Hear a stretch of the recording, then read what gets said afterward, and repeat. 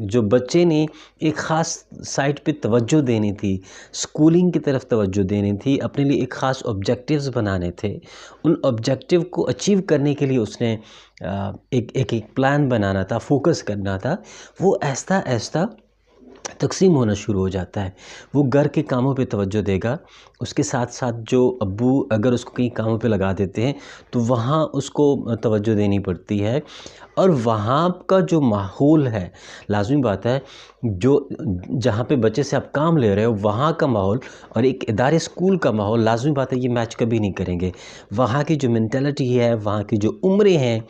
वहाँ का जो टॉपिक ऑफ डिस्कशन है, जिस चीज़ पे बात होती है, और स्कूल में जिस चीज़ पे बात होती है, तो ये बिल्कुल डिफरेंट मुख्तलिफ़ एंगल के हैं। और ये जितने मुख्तलिफ़ एंगल के हैं, उसी एंगल से बच्चे को डिवाइड कर देते हैं। और जब इतने एंगल से बच्चा डिवाइड होगा, तो लाज़मी बात है वो बच्चा नहीं पढ़